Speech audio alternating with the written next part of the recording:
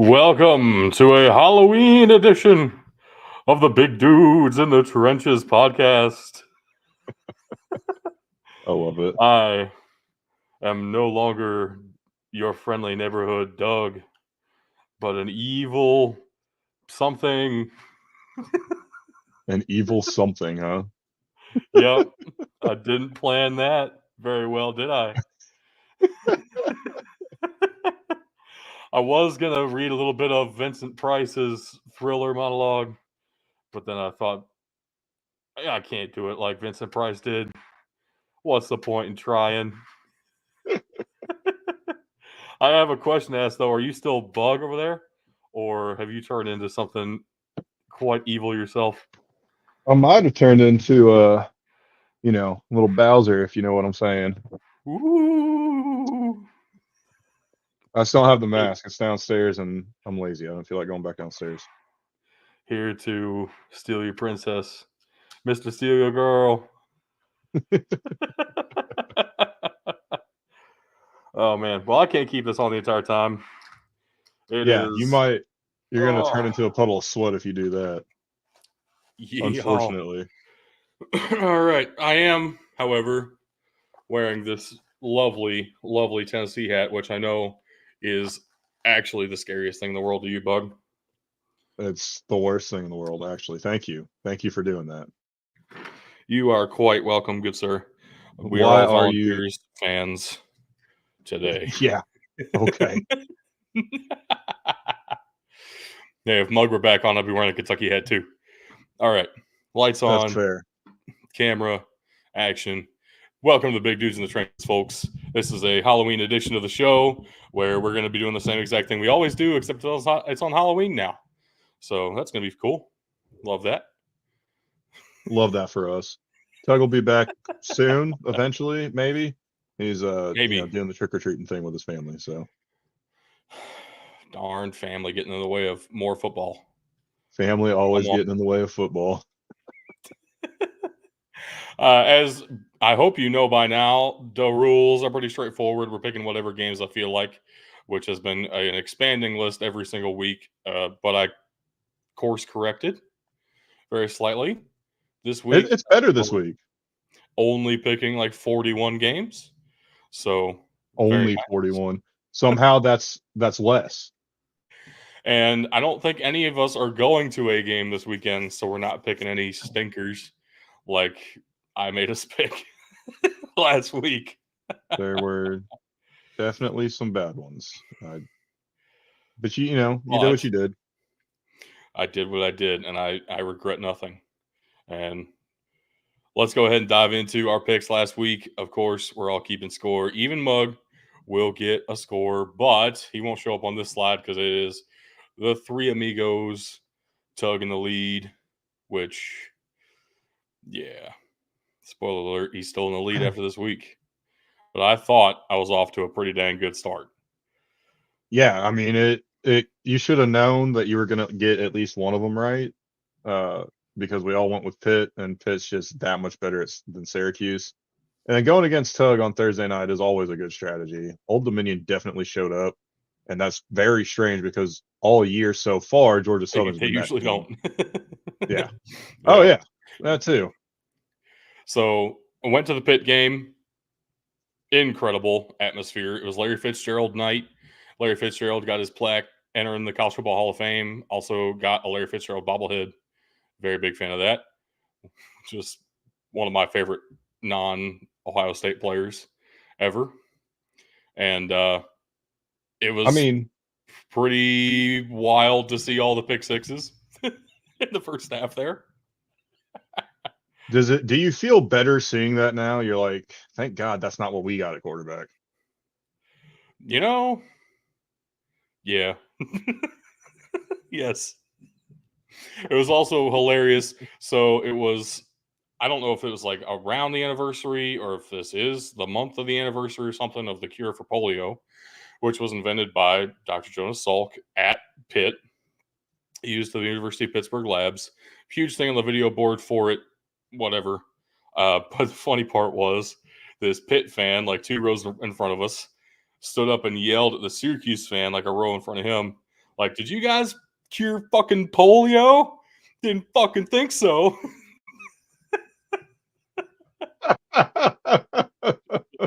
Glorious atmosphere. What That's a the time. best. And yeah, very nice 2-0 start for me. Love to see it. Ah, And this then is immediately gross. Yeah. Friday night happened.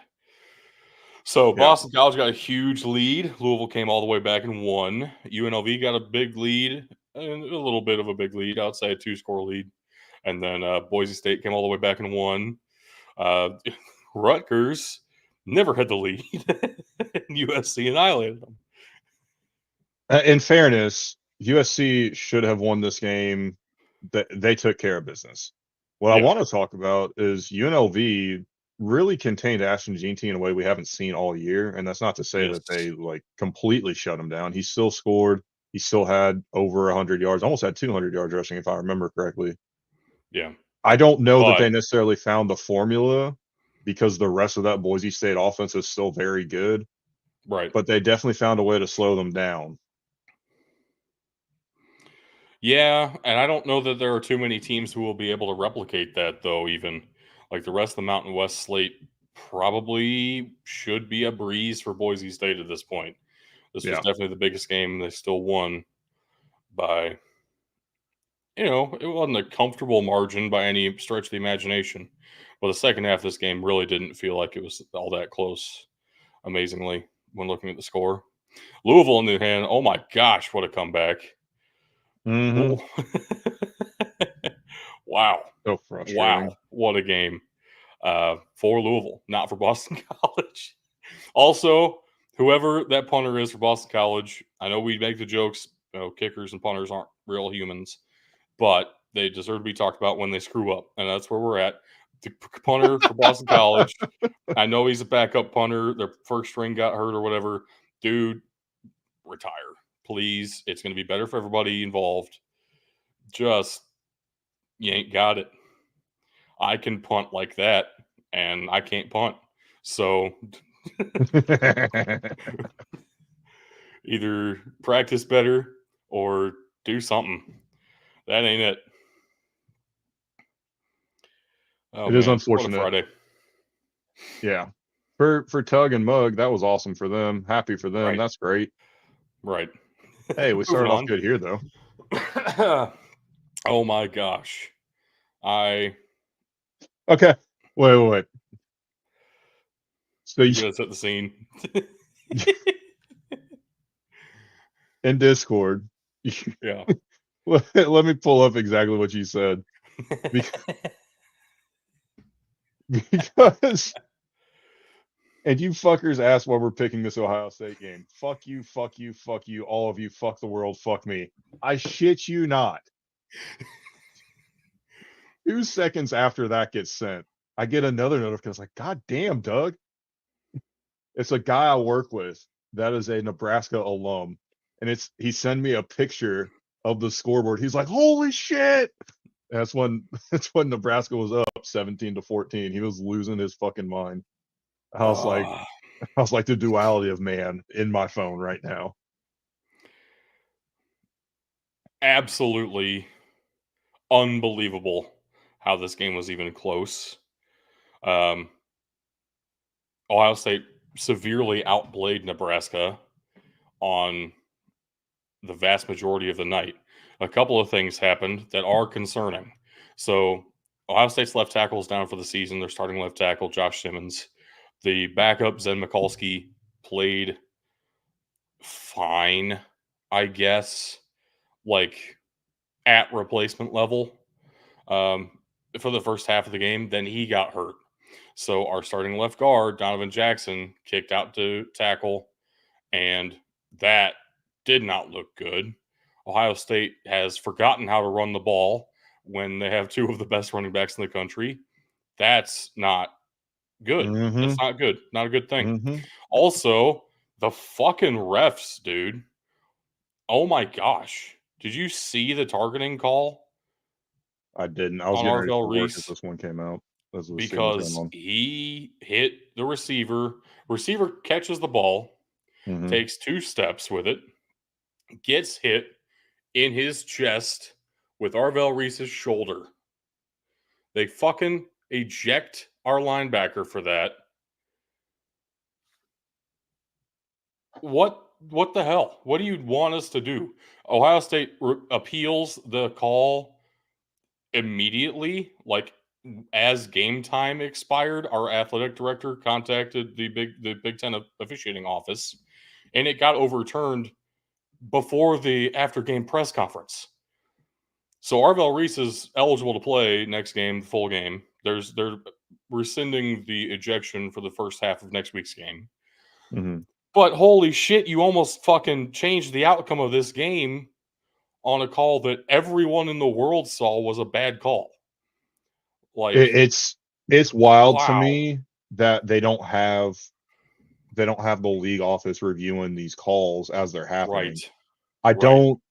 It's wild to me too, because when replay first started in the NFL, like that was the first place where it was big and everybody knew about it, right?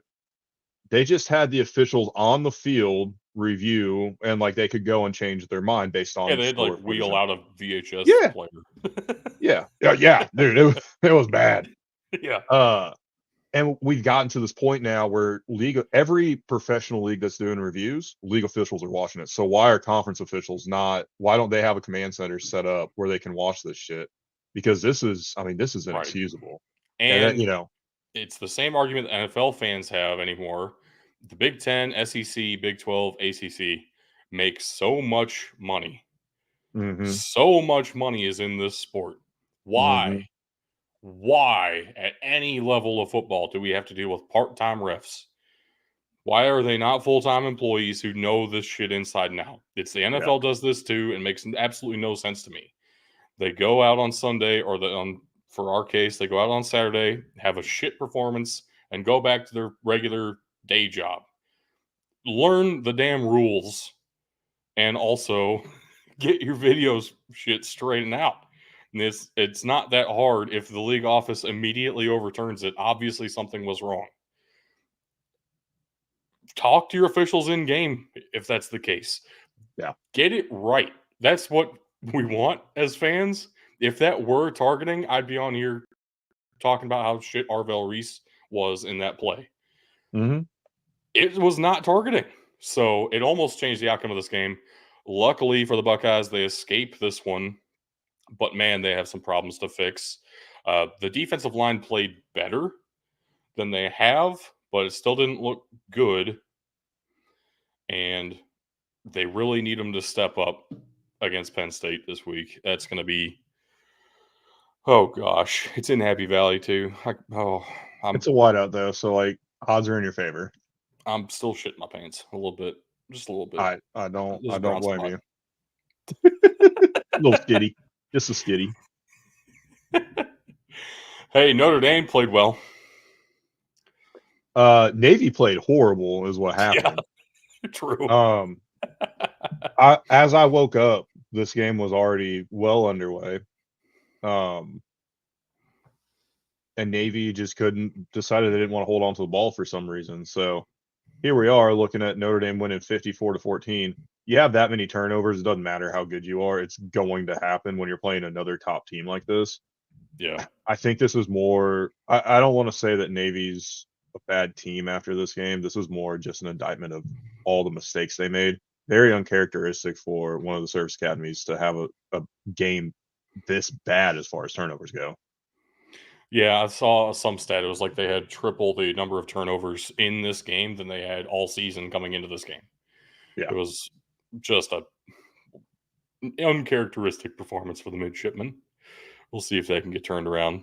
And then Indiana comes out without their starting quarterback, Curtis Rourke, and still dominates. Yeah. Like straight up didn't feel like Washington was really in this game. And I was shocked about that. I hear you saying it. It's still hard for me to believe. Yeah. I mean, I don't blame you, but it's just the truth now. It's undeniable facts at this point. You might not like it, but this is what a football school looks like. This is what peak performance looks like. Oh, jeez. Hey, we all picked Virginia Tech against Georgia Tech. Good looks for us. Georgia Tech couldn't get anything going on offense the entire game. I know Haynes King was going to be out. I still expected the offensive line to look better in this game than they did, and they couldn't run the ball either.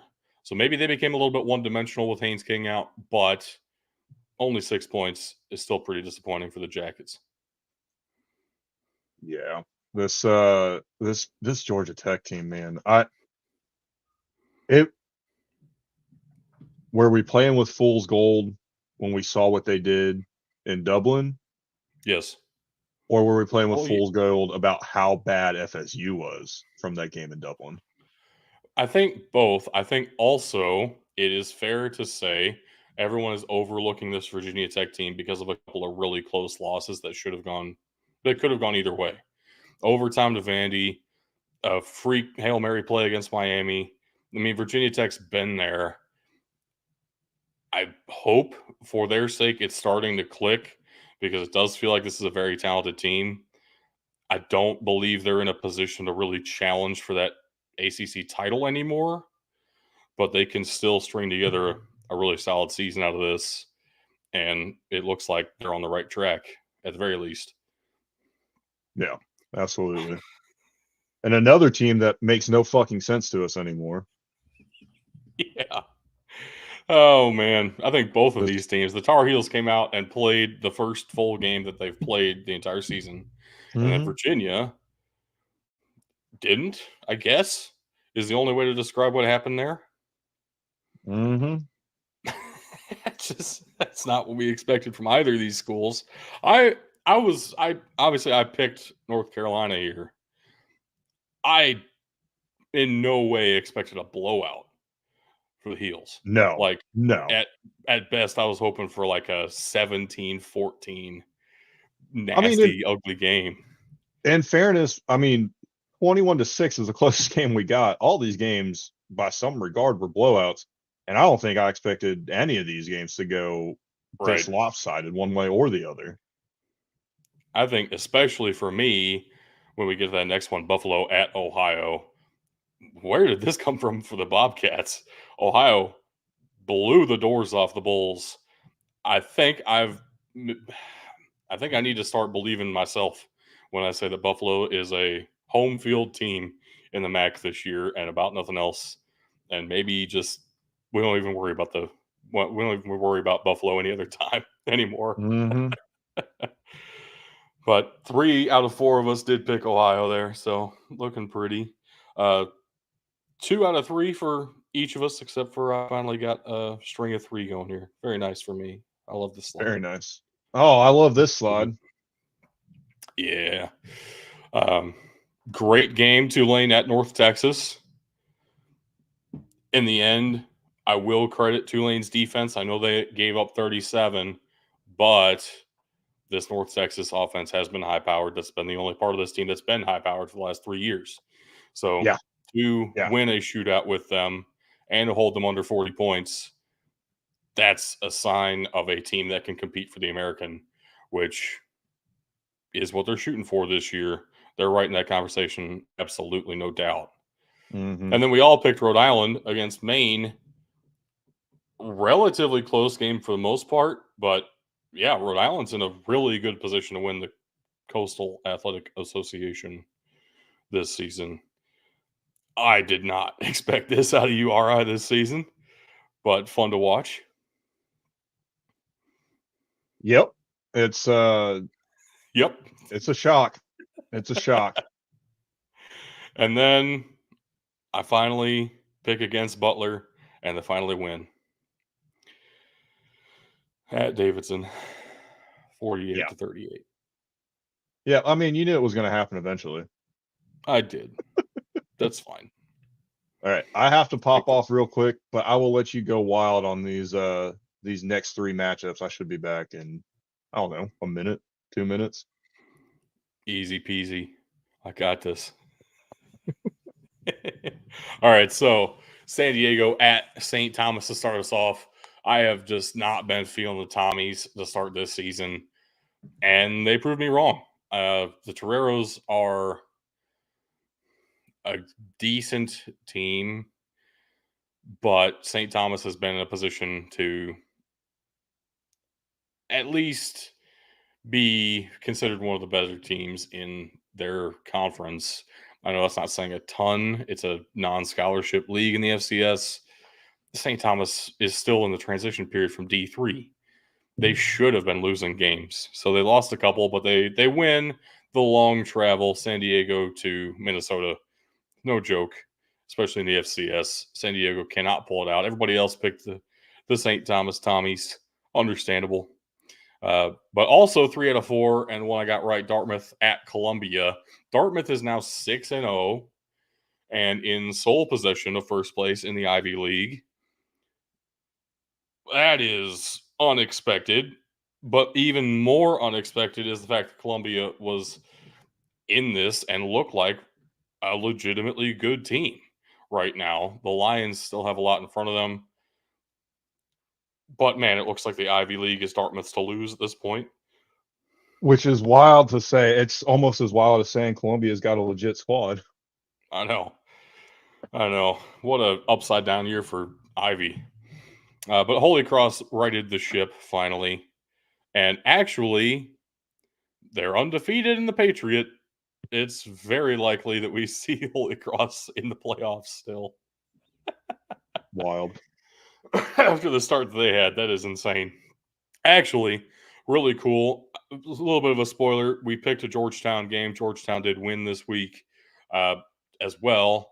That puts a collision course on the schedule. Last game of the season, Holy Cross at Georgetown looks like it might end up being for that Patriot League title and the playoff berth. Oh, shit. Oh, shit. It's happening. In the meantime, back to Maction for a moment. Another huge blowout. This makes me What's so going on happy. with Central Michigan? I fucking said it's Doug's time to pick Central Michigan and fucking lose. Fuck you. And that's exactly what happened. It makes me so happy. It was my time to pick Wofford and lose. That too. I knew it. I knew it too. I knew what I was doing. Yeah, the Terriers' magic is up. East Tennessee is a legitimately good team this year. Yes, they are. That's where we're at. And then the second game that I went to this weekend with Mug, we both picked Robert Morris, and they won handily. St. Francis really didn't seem like they could move the ball at all, except for there was one drive in the first half that ended up getting stopped on fourth down. And other than that, Robert Morris really controlled this thing. We left, it was 10-0, and it was still like 11 p.m. when I got home. So it was good thing we left at halftime. But yeah, it was all Robert Morris here.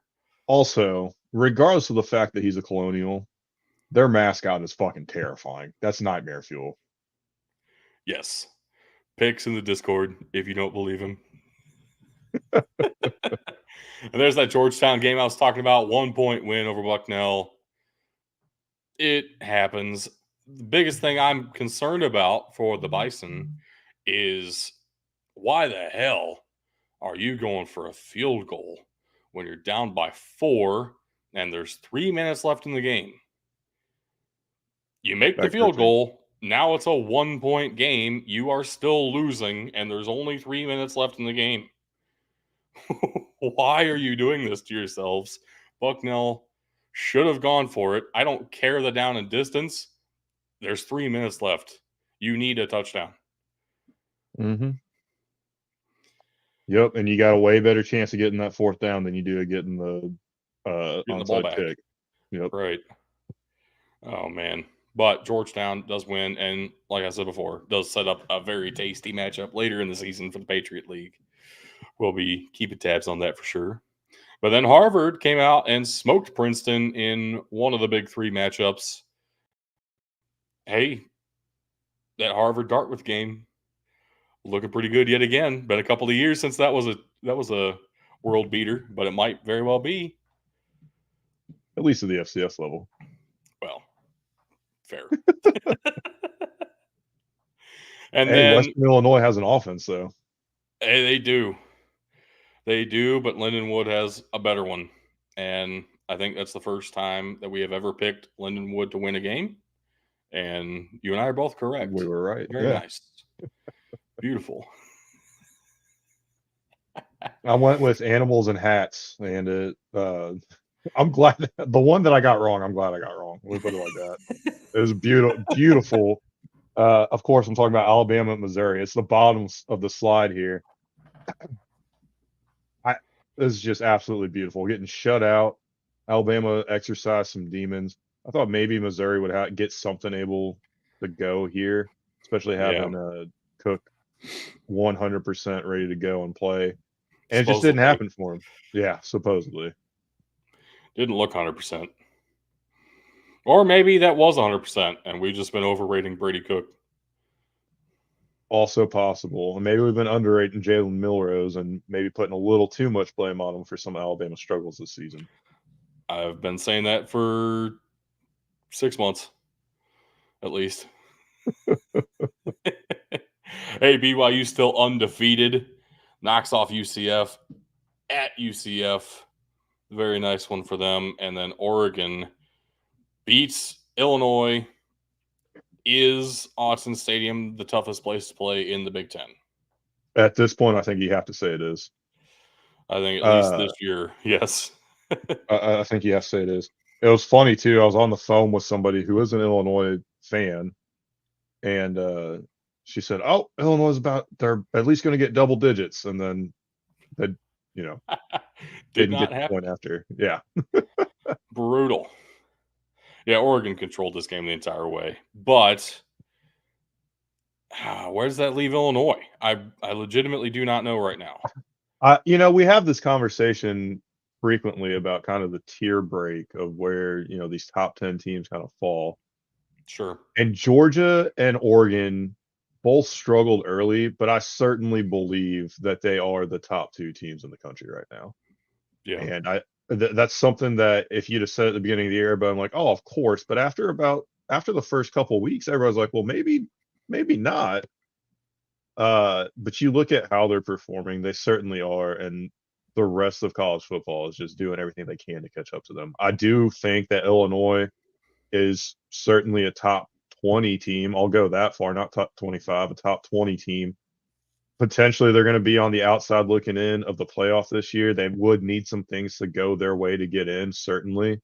Right. But if Luke Altmaier stays, I think we could see an Illinois team in the playoff next year.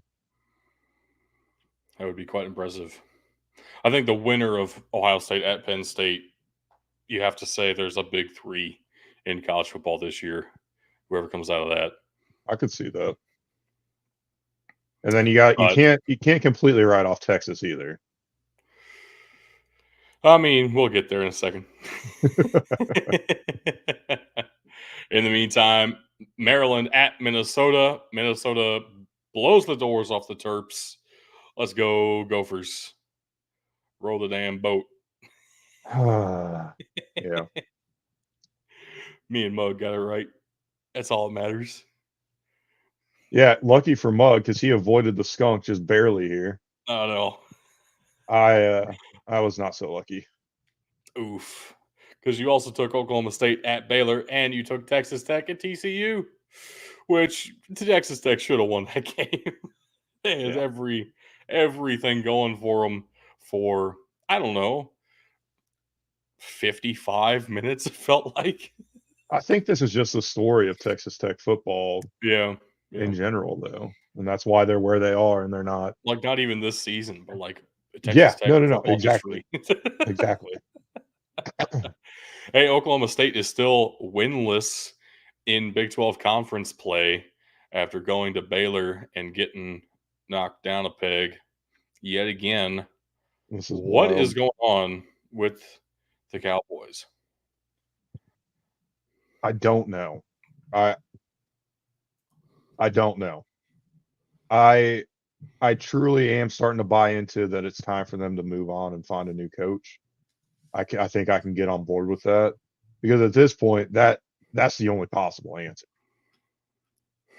It's starting to feel like it, I guess. I don't know, man. That's such a tough position to be in. Like,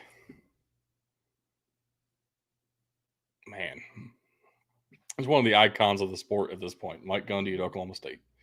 So remove that, and what even is the program anymore? But you got to figure it out. You got to figure out something because this ain't it. 3-5, 0-5 in conference. Come on.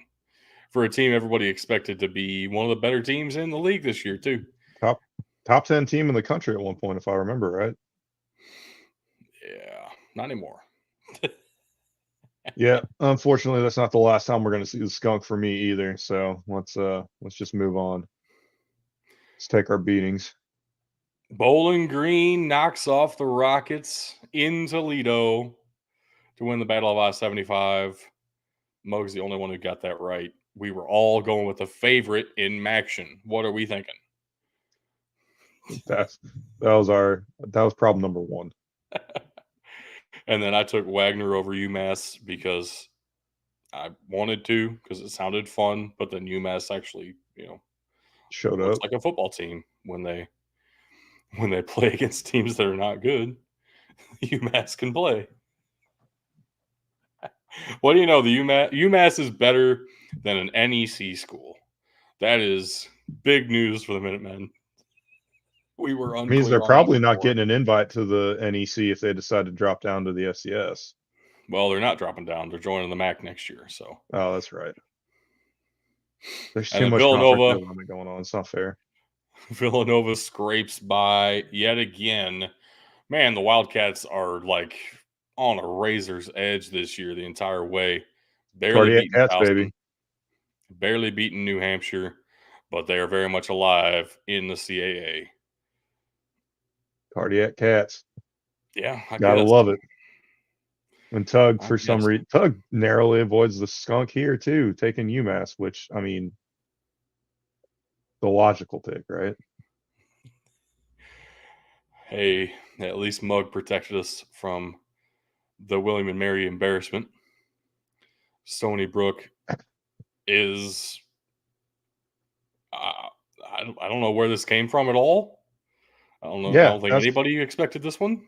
that's what I'm saying. Like, what are we doing? Where did this team come from? Best I can tell you is New York. And the worst part about it is William and Mary. What happened to this team? I know they completely fell apart recently. They're not even looking like a playoff team anymore when we were just talking about them as potential winners of their conference just a couple of weeks ago. Mm-hmm. Like, yeah, the Tribe falling off in a big way. The Sea Wolves are on the rise and are one of 3 one-loss teams in the CAA. Very much in contention still. 4 games to go. See what happens. Absolutely. And then Western Carolina heads to Mercer. Mercer solidifies their top 10 ranking. Western Carolina has been on the wrong end of a couple of games. They are still a very solid football team. For Mercer to show up with an offense this week and handle them in a different way than we've seen before is actually pretty exciting for Bears fans because this is starting to look like a team that could make some noise come playoff time. And hey, what do you know? The NCAA agrees in their only ranking of the season before the playoff tree is announced. Mercer was in that top 10. And yeah, I agree. Yeah, it's really incredible to see. I said it a lot at the beginning of the year when we were picking Mercer games that they generally start off very, very strong and eventually about this time of year start to fall off, but it seems like they're only getting better. It's awesome to see the Mercer really hit their stride. And Alabama State knocks off in-state rival Alabama A&M. Alabama State it does feel like a bit of a tear break at the moment between them. Like Alabama State's not going to compete for the conference, but A&M's at the top of the cellar, and Alabama State shut the door on them with this one. Absolutely.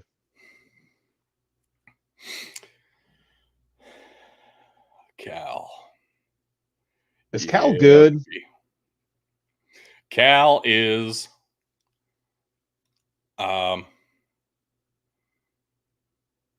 mid. The Beavers just suck. Got it. Yeah, Beavers are not good this year, which 3 out of 4 of us went with the Beavers. But I went for good old Oski, and they 44-7. Who would have thought? Not even me. Tell you that much. No, that's insane. Who would have thought 27-17 Tarleton State over Austin P? I thought it might be about this, honestly. I'm more interested in what happens with Tarleton State right now. I think they're still in the transition period from D2. I don't know that they're eligible for the playoffs, but they're the lone undefeated team in the UAC right now in conference play. They lost a non-conference game. But, man, Tarleton State looking pretty dang good. I don't know what They else are to say there. not. They're still in their transition period. Yep. Meaning they cannot participate in NCAA postseason play until the 2024 season. Oh, yeah. So they should This be. is the first year eligible? Yep. That's Okay. what it's saying. All right. Great. Yeah. I didn't know if that was up this year or next year. I feel like Well, I should know apparently, that by now. But apparently AI doesn't really know either because that was the first answer it gave me. Yeah, eligible for NCAA Division I postseason play begin with the 2024-25 season. well, they're in a much better position to make the playoffs than, say, an Abilene Christian, who is still in contention for the conference, absolutely, or even a UCA. Like, they're in the running for the UAC title. But Tarleton State, even if they lose to Abilene Christian or Central Arkansas down the line, their only loss is to Baylor. Doesn't even count for FCS playoff seeding. Like, this could be an at-large team, which the UAC doesn't get too many. So, or their predecessors, both of the UAC's predecessor conferences. McNeese at Nichols, yeah, 5-point game down to the Better wire. than I thought it would be. Nichols pulls it out at the end. I know you guys were hating on this. I said it was going to be decent. McNeese is looking okay this year. That's such a ringing endorsement. But, yeah, Nichols gets it done. The Southland is shaping up about as we expected in preseason, even though it's a little bit more interesting in the games. The standings are about where we thought they would be. Well, about the only conference we can say that for, unfortunately. But at least we got one right. Texas does win at Vanderbilt 27-24. Oh, they were sweating that shit though. Holy fuck. Yes. I'm telling you though, Diego Pavia is that dude's working himself into a very serious situation here because he's got Vanderbilt. Like, Vanderbilt put Texas on the ropes here. He's got Vanderbilt looking like a quality football team, genuinely a quality football team. I can't wait to see him play in the UFL. Amen. Colorado State pulls out the win over New Mexico. I don't like Colorado State. That's just where I'm at. So I'll pick New Mexico no matter what. That's unbelievable. Jay Norvell got this team up for a game. Yeah, he did it. Good job. And then your third least favorite team in the FBS, South Alabama, won a game. Yeah, I don't know. Monroe looked like they finally gotten things figured out, and then they said, actually, fuck that. We're just going to go through the motions this week. Yeah. Absolute trouncing. That's tough. Happens. You know what else happens is Arizona losing games this year. What the hell? I thought Arizona was going to be decent. And then I think everybody did. The only team that is more surprising is this team we're going to talk about in 2 games here. Of just how underwhelming they've been compared to what we thought they would be. Yeah. Tug is going to be mad about this one again because I made him pick a West Virginia game, and he used his new and updated logic that he thought West Virginia should win, so he picked Arizona, and he still got the L. I'd love to see it. And then I was the only one to pick Idaho State at home against Sacramento State. I just feel like the Hornets are focused on all the wrong things this year. I The wouldn't outside disagree noise with is you. creeping in. Not even creeping in. It's flooding in at this point. Like all this Sac-12 committee nonsense. Like Idaho State's just here playing football. They forgot about the Bengals. Baby. And then, yeah, the game that you were talking about a minute ago finally knocked the Seminoles out of bowl eligibility. Miami beats up on their rival, Florida State, 36-14. We did all pick the Canes here, but the reason we I were think really we picking all. this is because we want to see if Florida State would actually get that 7th loss. And yeah, they did. They did. They're officially ineligible to go to a bowl game, which doesn't mean that they absolutely won't make it. But, it's probably not happening at this point. What's crazy to me, and what we've continued, like, we've had several conversations about this. We've talked about it on the show, privately. I'm on the FSU message boards right now. Nobody's talking about firing Mike Norvell. Nobody. Yeah. There is Knowles news, Mike Norvell this offseason be a critical one. Well, yeah, no shit. But then you go down to the comments here. If I see people saying fire him, this would legitimately be the first time I see people saying they need to fire him. Yeah, I mean, DJ Uiagalelei, hardly the issue. Defense has to try and keep up with a turd of an offense. But nobody's pointing the finger at Norvell. Nobody's pointing the finger at him. Yeah. You go on Twitter, you know what people are pointing the finger at? 3-2-1 Knoll. Go eat your dog shit, dude. Come on. It's the curse that won't quit.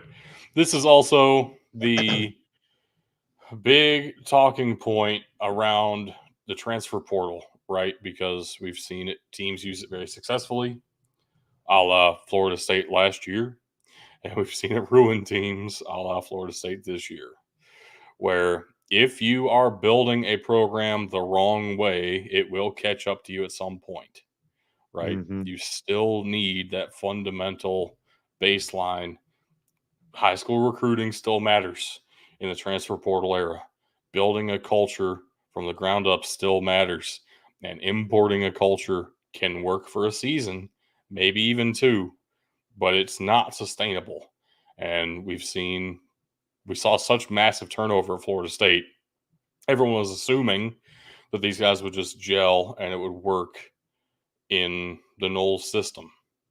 But we haven't seen any of these guys actually produce in the Knowles system before. So it was all a big gamble. And it's just not working.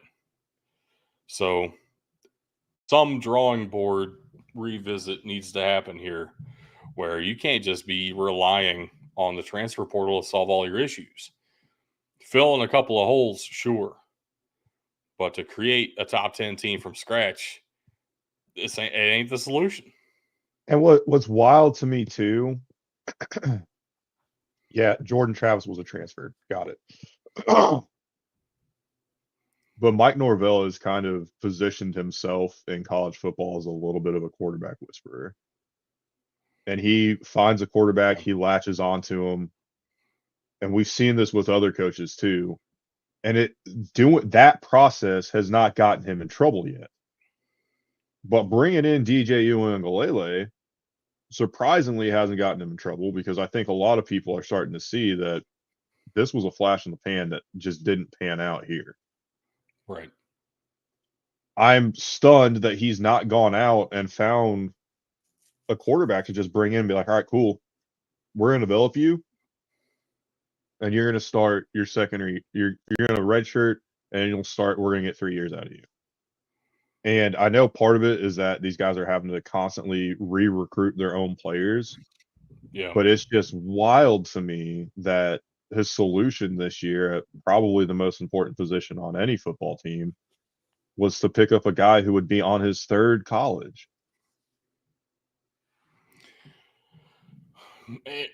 In some rebuttal to that, Brock Glenn has been forced into action. He's a true freshman.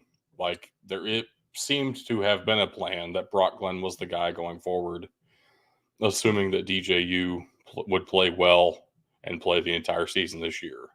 Yeah. But Brock Glenn sure hadn't looked good. And it's not just like typical freshman mistakes. It's like the team doesn't respond to him right now. Something is wrong with this offense beyond DJU and beyond Brock Glenn. So,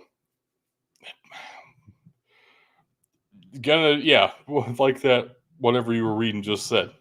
Going to need to be some big off-season changes. Very important off-season for Mike Norvell. And it'll come sooner rather than later, as even if they win out and go 5-7, which doesn't look like that's going to happen either. Even if they do that, I don't believe Florida State is in that upper tier of academic standing to where they would be considered as a 5-7 bowl squad. And why would you want them anyway at this point? Unless they come out and do something crazy these next 4 games, just like, this ain't it. This ain't working. Well, and they're one ACC loss away from their worst ever finish in the ACC, which, oh, by the way, they were just trying to leave the ACC this past summer, if you missed that.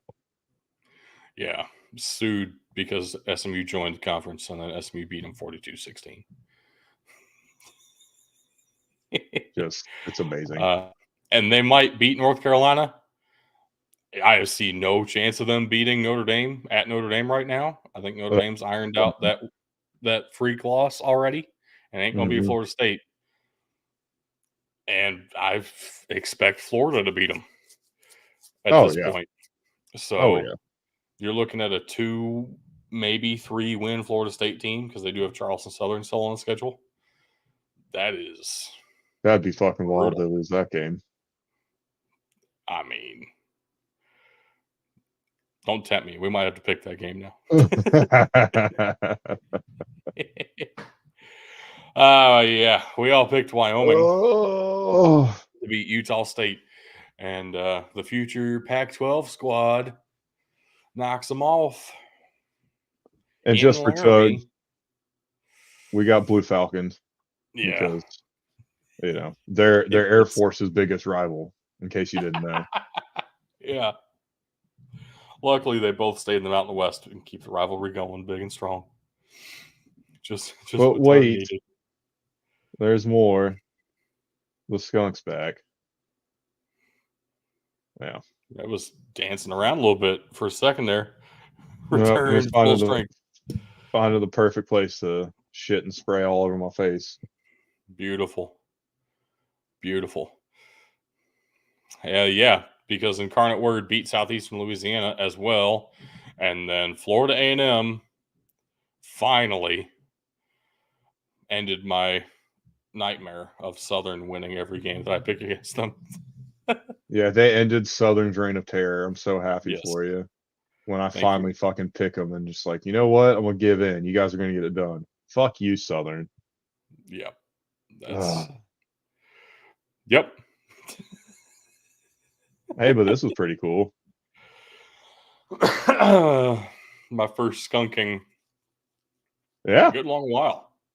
I don't remember the last time you've been skunked. It had been like week 2 or 3 or something crazy. It's been a minute. Now, would you rather Penn State go into the Ohio State game pissed off because they lost a trap game, or would you rather have them coming in ready and mentally prepared for it? I don't care. I don't think Ohio State would care either. It's kind of a play with all the emotion you want to. We have your number, and we will beat the shit out of you no matter what. I just assumed this was the classic definition of a trap game, and I didn't trust Penn State to get it done, but they did. They figured it out. 28-13 at Camp Randall. Unranked school had been getting pretty dang hot the past couple of weeks, blowing out some teams that they should have been, but also like we didn't see that out of Wisconsin earlier this season. Getting it done in the Big Ten until Penn State comes to town. And Nittany Lions are undefeated. Number 3 in the nation. Quite impressive for them, I guess. Yep. LSU at Texas A&M, and Kyle Field was rocking. Once the Aggies got that 2-possession lead, they were in the driver's seat the rest of the way, and LSU really never had an answer here. This was something pretty special to see out of College Station. Pretty cool, and quite the reminder of how big momentum can be especially for college games. This was. If a couple things bounced a different way in the first quarter, LSU would have. I think I would still pick LSU on a neutral site, like even right now. Like LSU has the talent to compete with Texas A&M. I have no doubt in my mind. Yeah, they weren't winning this game at Kyle Field this week. And Texas A&M stands as the lone undefeated team in conference play in the SEC right now. Wild. I also want to throw out here, I think we're starting to get a little rivalry going between these two schools. These games are contested. There's a lot of emotion in them. I would love to see this bloom into something in the SEC. One game that we know is already very much a rivalry, Michigan State at the Cheaters up north, turned into another fist fight on the field to close it out. Who saw this coming? All the above, yes. Everyone in the jury box. Oh man, yeah. Michigan State is they're close to being good. I feel it, and I believe in Jonathan Smith, and I think he's building it the right way. Just opposite of what we were talking about with Florida State. This is going to take a year or two. Michigan State's going to be pretty good. Be on the lookout for the Spartans here. Absolutely. And I cannot wait for the team up north to accept a bowl bid this season at 6-6 and then turn around and get slapped with a 3-year bowl ban beyond this year because they were too stupid to turn it down. The opportunity to go to the Bahamas Bowl or whatever was too enticing. Get fucked. That was your only skunking, so we shouldn't see the skunk anymore, but we do see something else pop up on this one here. South Dakota State is not as dominant as they once were. No, and they are not. South Dakota has caught up in a big way to the top 2 in the Missouri Valley. I would love to see what South Dakota can do with North Dakota State. I expect the Bison to win that game, as the Jackrabbits were able to pull this one out. But the Coyotes are legit contenders. NCAA agrees. I didn't have this in the slides. Number 1 in the FCS top 10, North Dakota State, Montana State, South Dakota State, South Dakota. Like, I don't think there's any argument that can possibly be made. That's the exact order. And I absolutely agree putting the Coyotes at 4 even after this 3-point loss at South Dakota State. What a good game. It's going to be interesting to see if South Dakota has the staying power that North Dakota State and South Dakota State have had. Sure. North Dakota, if you remember, has had a couple of very good seasons, and they've been in that, not quite this conversation, right? Not a top 4 conversation, but they've fallen off. I mean, this is very much uncharted territory for South Dakota. So I'm very interested to see not just how this season ends, but how it goes on into the next couple of years. Agreed. And then Kentucky's back to doing Kentucky things. And we got War Eagle, baby. Auburn. Even got Mug to pick the Wildcats. What a great week for Mug. Louisville won, Kentucky lost. He's happy. He doesn't care about the rest of the results. The old emotional hedge here. Yeah, and Hugh Freeze came out before the game, or like middle of the week or something, and said something to the effect of, "I just need to go back to the old me. I need to go back to coaching ball." And hey, if Auburn's figured something out, that Iron Bowl looking pretty tasty. Knock Alabama out the playoffs. Dude. We'll Didn't see. didn't Hugh Freeze get kicked out of Ole Miss for, women of the night? Yeah, Is that the old me he's talking about? I maybe. I mean, it'd be back-to-back coaches for Auburn. It's not uncharted territory there. He's gonna find this podcast and comment on We're it and give us 1 star. I hope we get a cease and desist from Hugh Freeze. That'd be awesome. But I'll take the whole episode down if you'll come on the show. Exactly. Hey, the Sunflower Showdown. Kansas State pulls out a thriller 29-27 over in-state rival Kansas. I was watching this one at work. I was training somebody who is a Kansas State fan. We turned it on. And man, he was locked in. He was pissed. He was like, "What the fuck is going on? What are they doing? What, like?" We were even talking. We're like, Kansas, that 2 steps forward, 5 steps back. Seems like what they've been doing, and especially this year has kind of been the perfect example of that. And then they came out and did this and had Kansas State on the ropes, who's put together a very good season so far.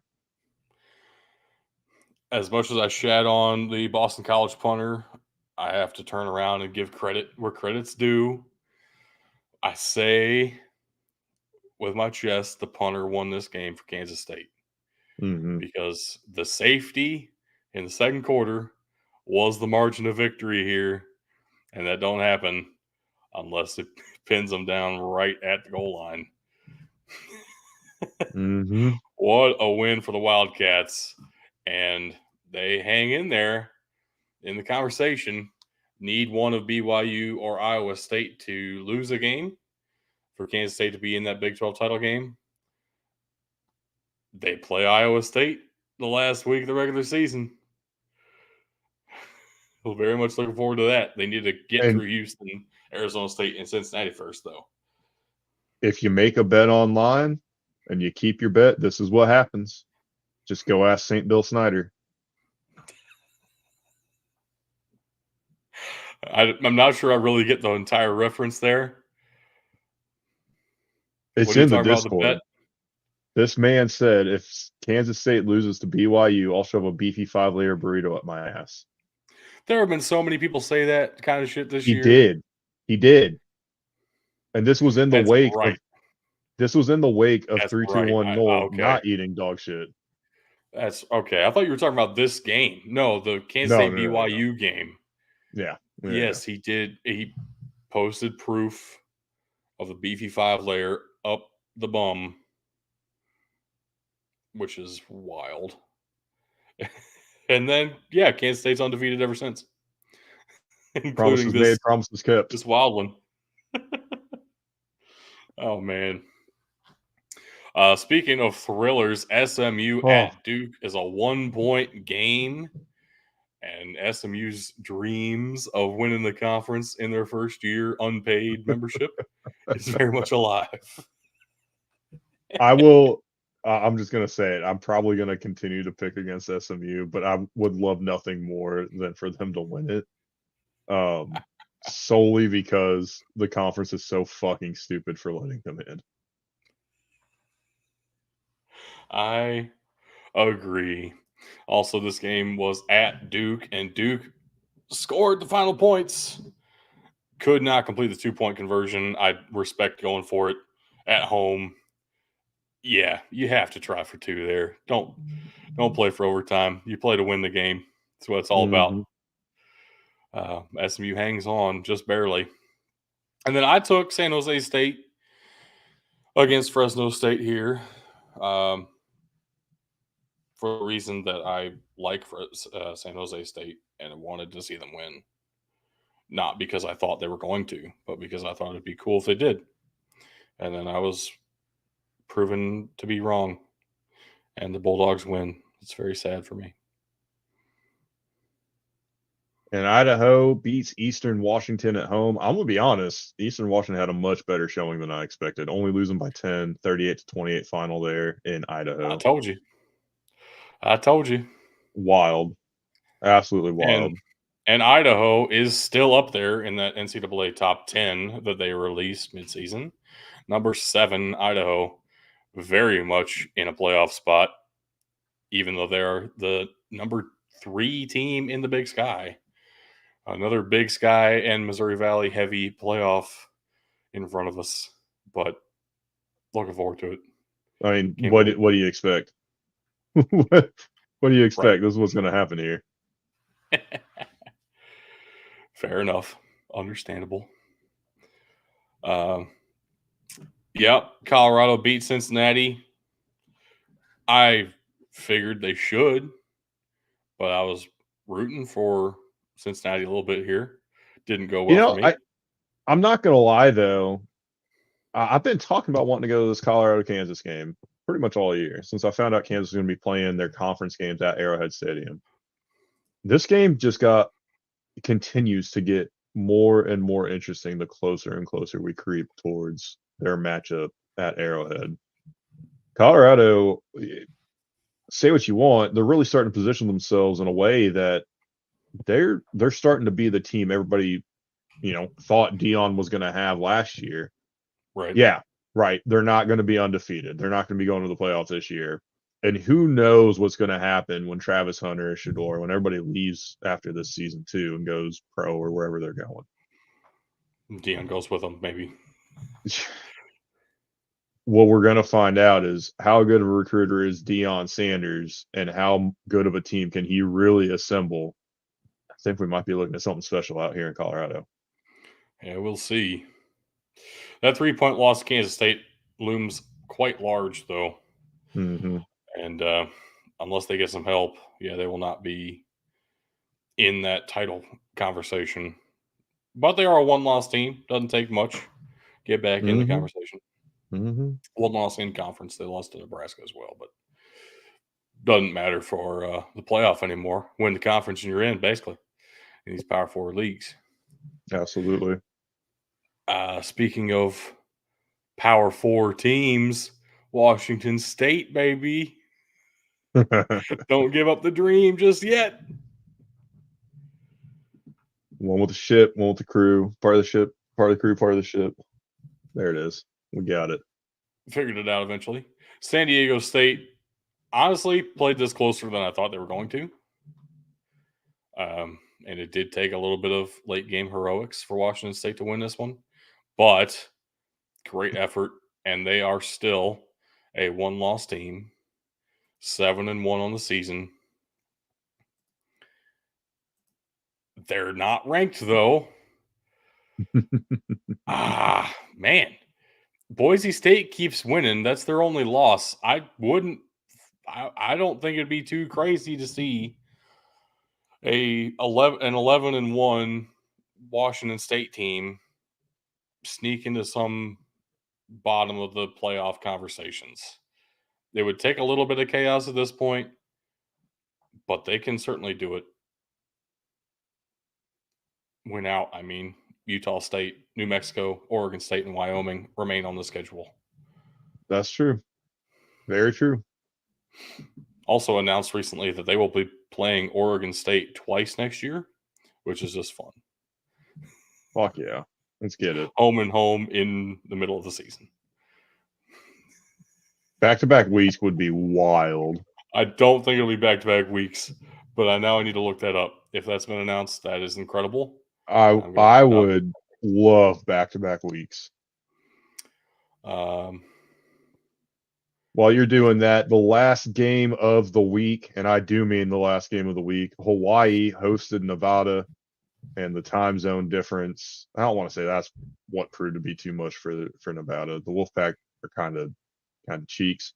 Hawaii wins this one 34-13. Always fun to pick the Hawaii game, especially when it's out in Honolulu. And I thought both of them were about equally cheeks. So took the home team, Hawaii, and they ended up winning by quite a bit. They handled Impressed. it. It Absolutely. will not be back-to-back weeks. At Oregon State, November 1, Oh. and then home against Oregon State, November 29. So in the same month, but not Bookend back-to-back the weeks. month. That's awesome. Yep. Oh, I still love that. That's we great. there's a golden opportunity and they missed it. So 4 places this week instead of the usual 3. You still coming last, dude. What's going on? I was above 500 too. That's the worst part. Yeah, that is honestly not that bad of a record, Yeah, but it's still in really 4th not. place. 2 games better is our guest picker mug. This picture is wild. I had to include it because, wow, that doesn't look appropriate. Actually, so that, for context, it very much looks like I pulled this off of a adult film. Okay. Yep. It is about the kid in white driving a Maserati for the first time, which you wouldn't be able to tell from this picture at all. And it made me laugh so hard. Not bad for his first time. Oh, jeez. And 2 games better than Mug, going up by 2s here. Yeah, we're fine. We're all fine. We're all fine here now. Thank you. 2nd place for me yet again. It's fine. And then, very much impressively, 2 games better than me. Still going up by 2s. 40 Tug and goes 19. 40 and 19 on the week. Oh my What a god. week. What a week. Cleared 2/3 on the week. Insane. I mean, insane. So, of course, that means Tug is still in the lead overall. Mug would slide in. He has a 626 winning percentage, so there we go. Very nice. Mug would actually slide in between you and me at Of course a he would. 610. Yeah. Yep. Had to row it in a little bit. Fuck you. But no guest picker for us this week. Just the 3 of us once again. And we're starting off with a couple of great Friday games. Yale at Columbia. Yale's trying to get back on track. But the Lions look legitimately good this year so far. We're all rocking with the Columbia Lions. Yeah. As we said earlier, Yale, the big 3, have not been the big 3 in football this year. Harvard finally righted the ship this week, it looks like, or this past week, I should say. But Yale and Princeton have not shown up really at all. Columbia putting in some amazing performances against the front runner Dartmouth. Yeah, why would we not go with the Lions here? Yeah, equally impressive to me, though, Columbia's other loss is to Georgetown, which maybe Georgetown's just good right now. Both Columbia and Georgetown, I would not have thought I'd be able to say that about this point in the season. Pretty cool stuff. Fair. Also, equally impressively, this game will be on national television. ESPNU is hosting some Ivy League action tomorrow night. Looking forward to that. And then we have South Florida at Florida Atlantic on ESPN2. I'm really curious why you and Tug are taking Florida Atlantic, and he's having some internet issues, so we probably aren't going to get him on to get his response here. Neither of these teams have been good this year. Correct. I'm kind of bewildered here. For the same reason, I'm wondering why you're still riding so hard for the Bulls. They seem to fall apart. They do, and certainly when Byron Brown is out, they look worse. I can't really find anything on if he's going to be back or not this week, but Bryce Archie, from what I've seen, he's not a horrible quarterback. He's certainly not the same style as Byron Brown. He can get the job done, and I think against the bad Florida Atlantic team, that quarterback room, no matter who is the starter, is going to be enough to help elevate them past the Owls. So here's my real analysis on this. No matter who's playing quarterback for South Florida, the game last time we saw them play against UAB is not a good indicator of anything. UAB is unbelievably bad right now. Agreed. And that's awesome too. But Bryce Archie also had a pretty good game against Memphis. Yeah, but they still lost 21-3. So I'm saying no matter who's at quarterback right now, the defense won't be able to hold it together. And say what you will about Florida Atlantic, they do score. Even if it's a close loss or a shootout loss, they can score. Now, I don't trust South Florida's offense to keep up right now. I know they scored 35 on UAB, but again, It's UAB is like historically bad right now. So I'm taking FAU in part because they are the home team, but also because I just have no faith in the South Florida defense. Even though these are both under 500 teams right now this season, I still feel like this is a fascinating matchup and almost a coin flip, which is probably what Tug's going with the home team. That's fair. And scary stuff on this slide. We're all rocking with Ohio State at Penn State.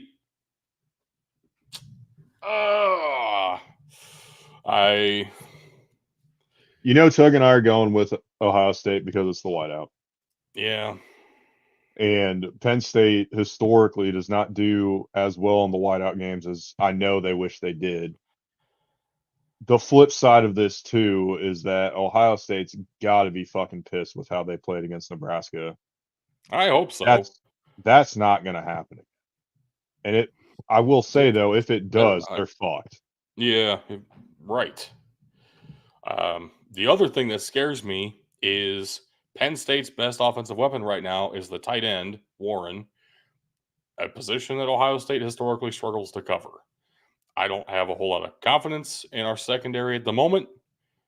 And at least our linebacker core is at full strength. Arvell Reese got reinstated.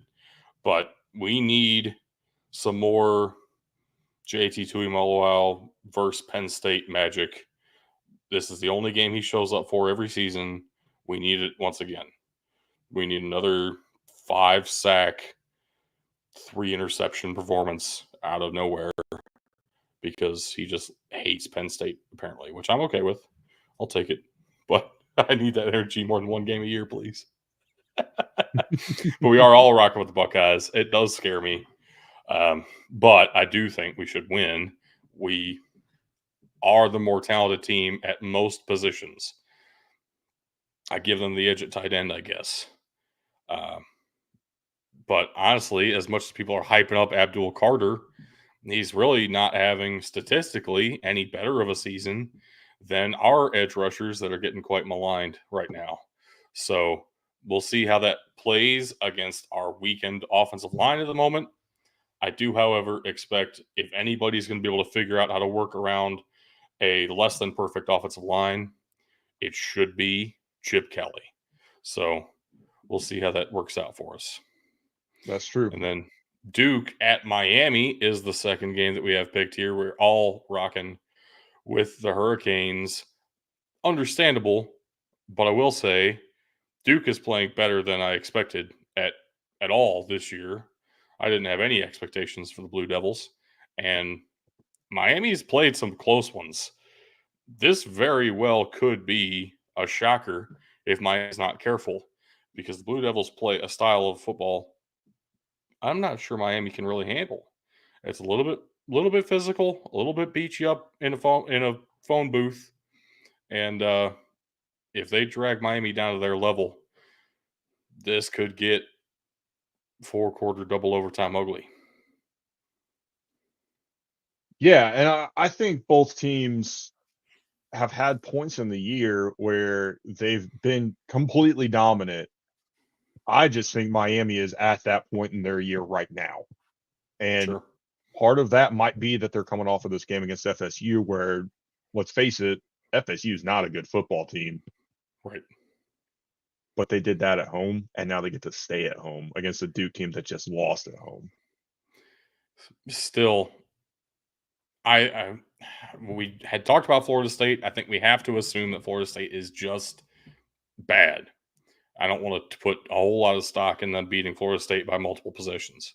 It was a one-score game against Louisville, a one-point game against Cal, a one-possession game against Virginia Tech.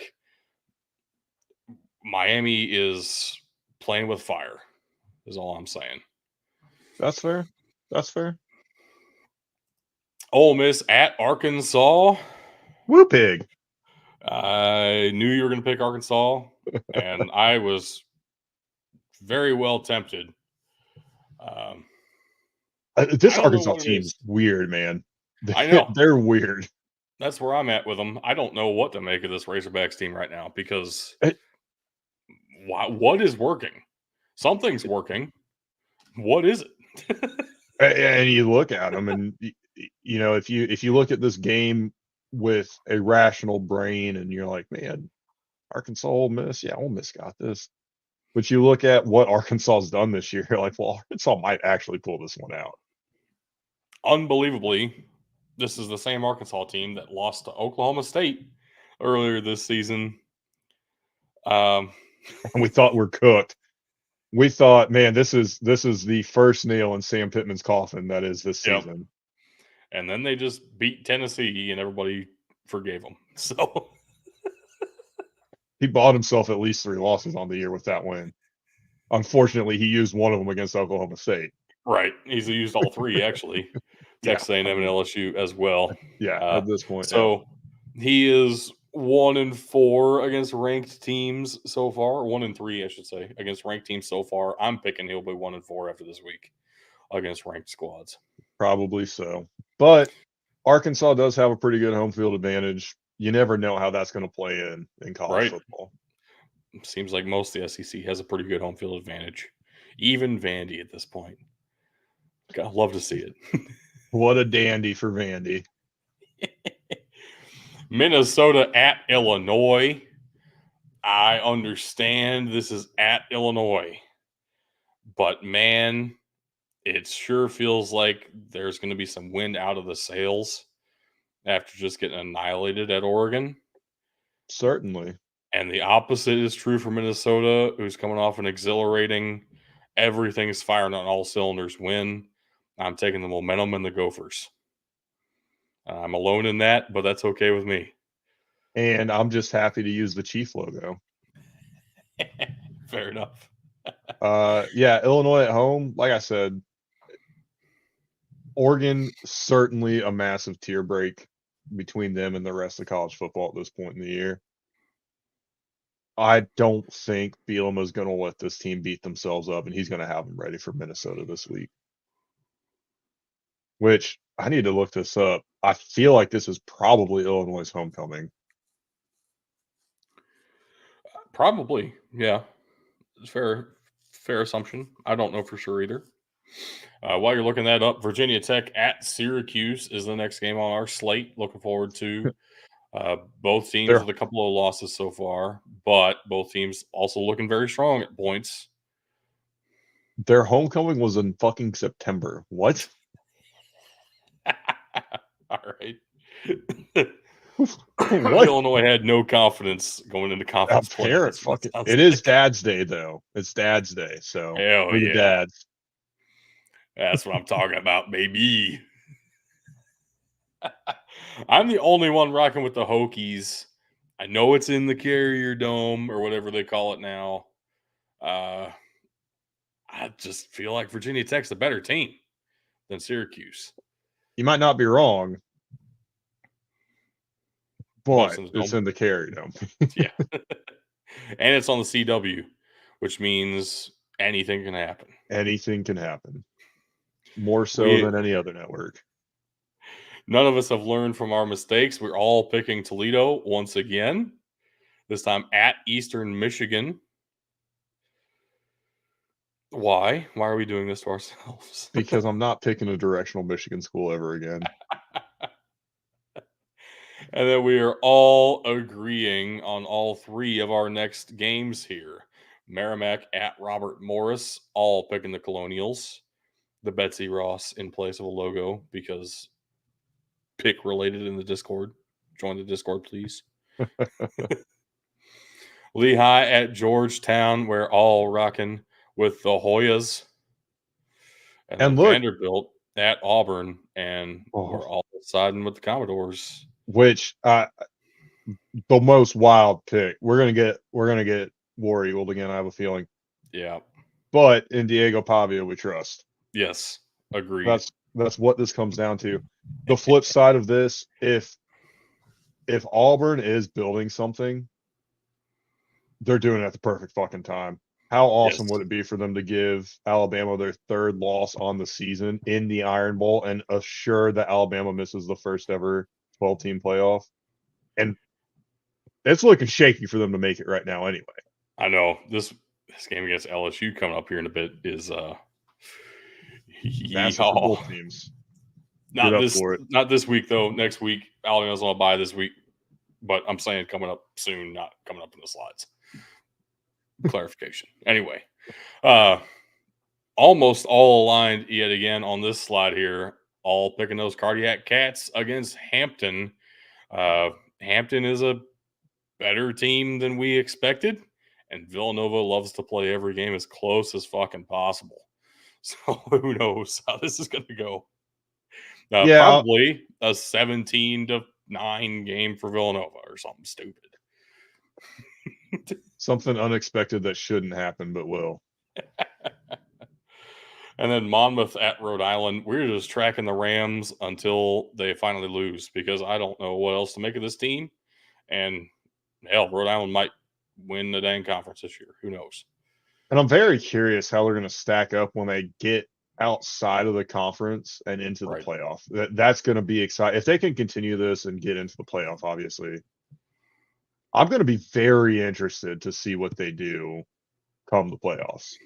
Their only loss on the season so far is to Minnesota, which of course does not count for anything in terms of playoff seeding or anything in terms of FCS games. They are undefeated entirely on the season.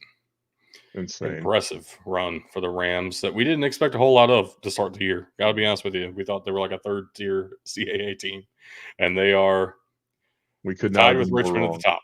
So St. Thomas at Morehead State. Yet again, I'm putting the hammer down. I do not trust the Tommies right now. And Morehead State is actually looking pretty good. And believe it or not, their school is Morehead, and who doesn't love Morehead? Correct. Absolutely correct. Harvard at Dartmouth, the game I was just alluding to earlier. Keggy. This is a massive game for the Ivy.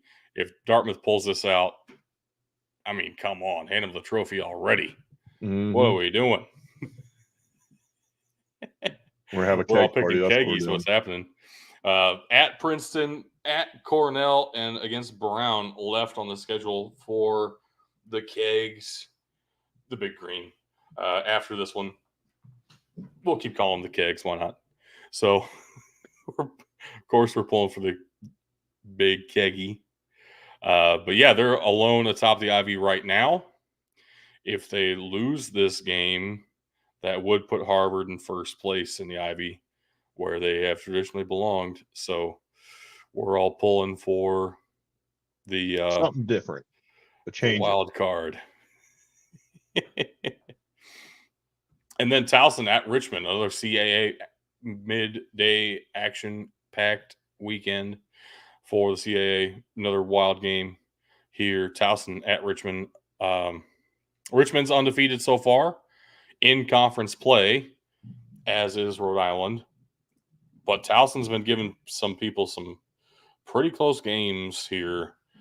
I am fascinated to see if the Spiders can actually keep this up. They avoid all the hardest teams in the conference. After Towson, which might be their toughest game left on the season, they have Campbell, Hampton, and William and Mary, who's fallen off a cliff.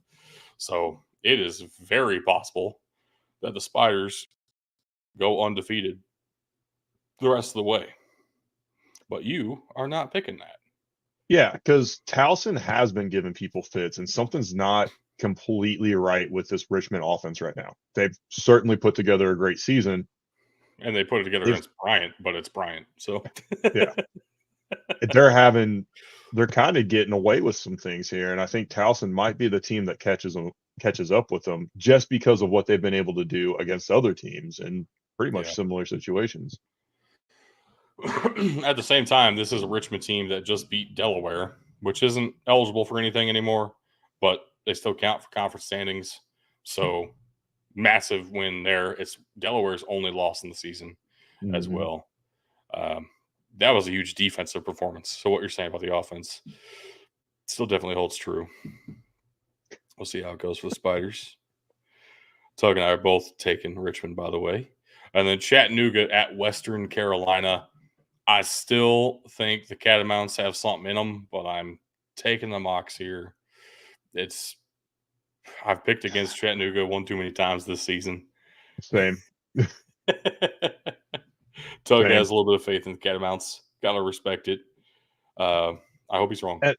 I think for everything that Western Carolina's had to overcome this season with the hurricane and everything else, Yeah, they put together a fine season, and I'm hoping that this is a big game at home for them and they can absolutely lay it on Chattanooga. But man, I can't pick against them again. It'll kill me.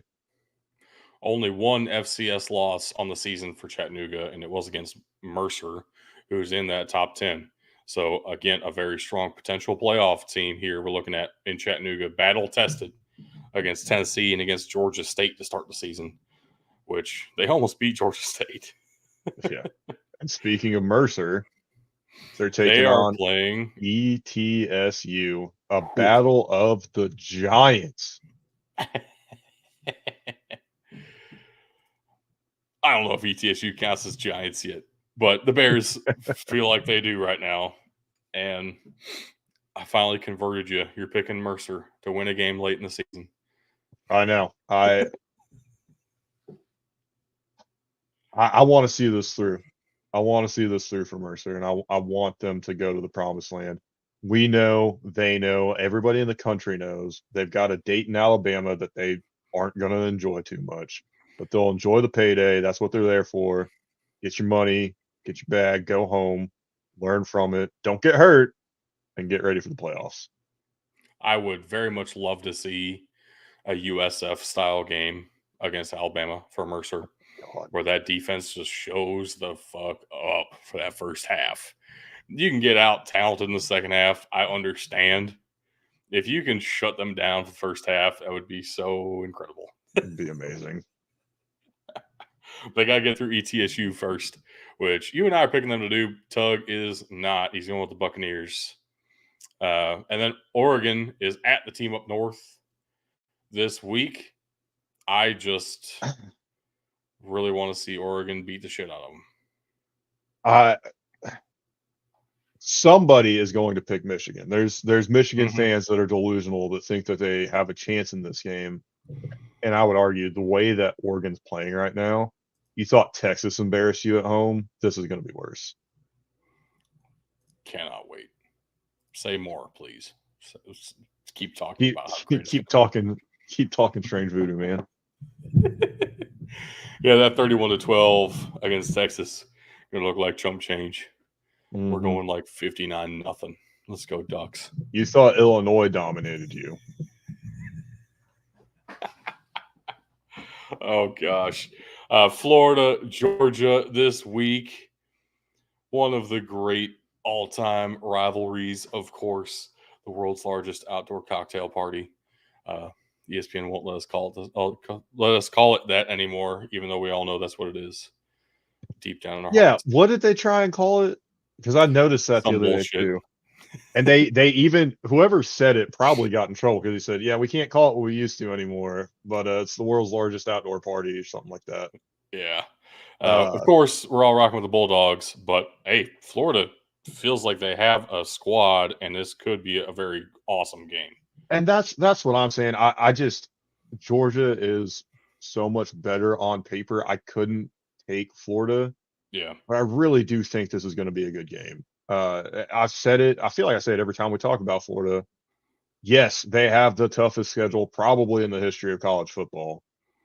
Don't discount their team. I would disagree within the history of college football. At the start of the year, when everybody looked at it, that's what people were saying. Leave me In alone. the 21st century, I can Okay. grant it to you. There have been some wild schedules in the history of college football, man. There's been some wild shit. There's one team played like 6 games in 11 days. Anyway. I think I know what you're talking about. Yeah. Undefeated too. Anyway, Texas Tech at Iowa State. The Cyclones are still undefeated and not getting a ton of love, even though they are number 11. Feels like a little bit underrated yet. Iowa State feels like a squad. And Texas Tech is always in the conversation. They always find a way to make these games close. This should be a fun one. But yeah, I'm picking the Cyclones.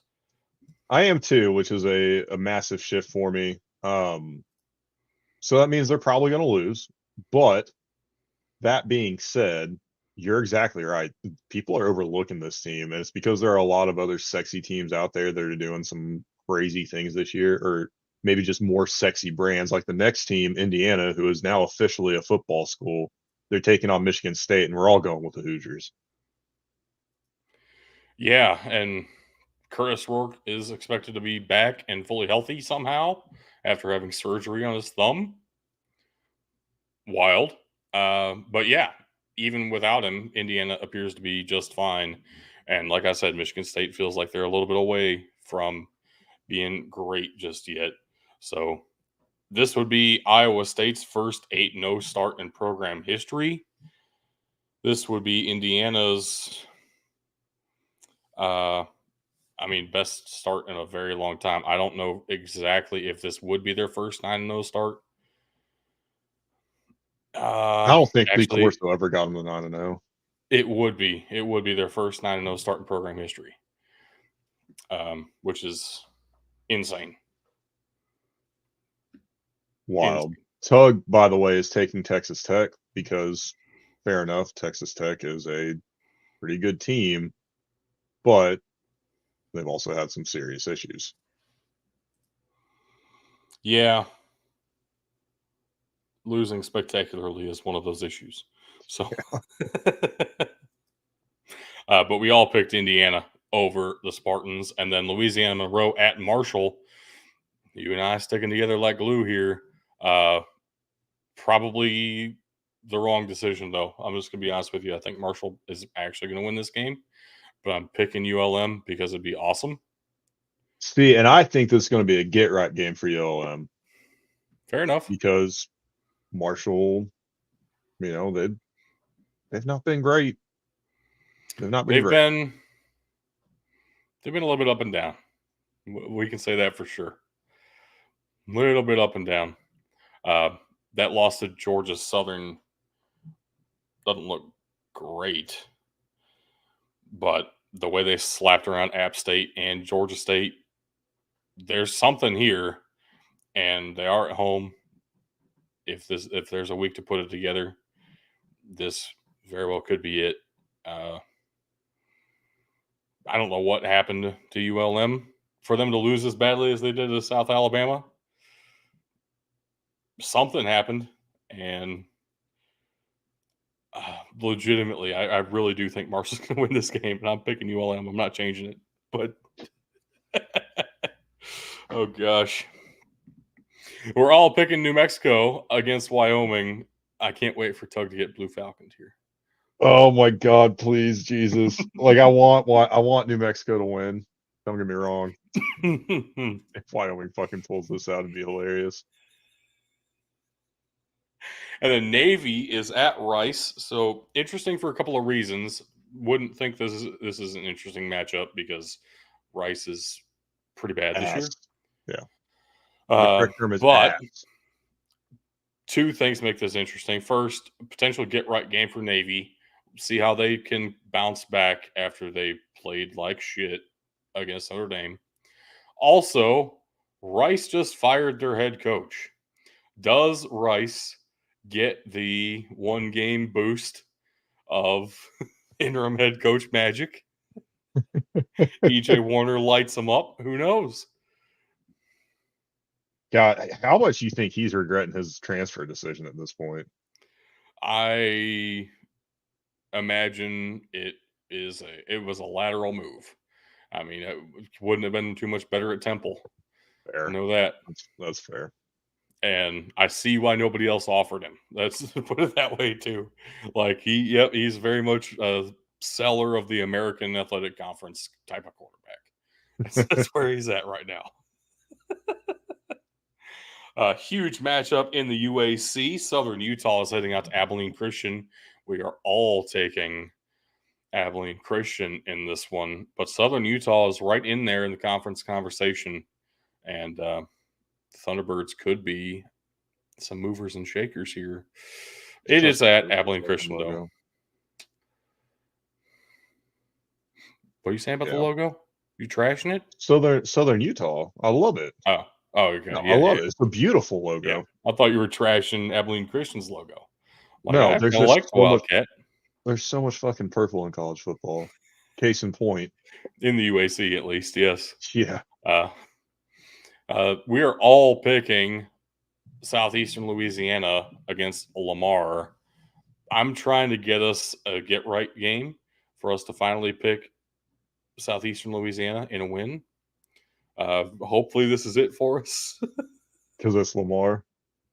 Yeah, it's at Lamar, though. We'll see what happens. We'll see. Weber State at Northern Arizona here. I feel like Northern Arizona has gone so under the radar. This is obviously different tier of college football. I'm not saying don't take this that way.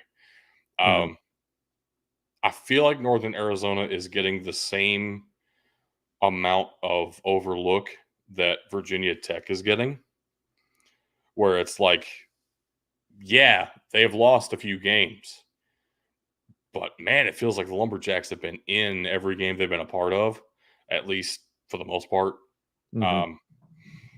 I see this as a better team than most people are going to give them credit for. It's at home. Weber State has looked up and down so far this year as well. I'm rocking with the Lumberjacks here. Yeah, that's very fair. I mean, Weber State, when they've been good, have been very good, but they've also had some very questionable runs here. A couple of stinkers.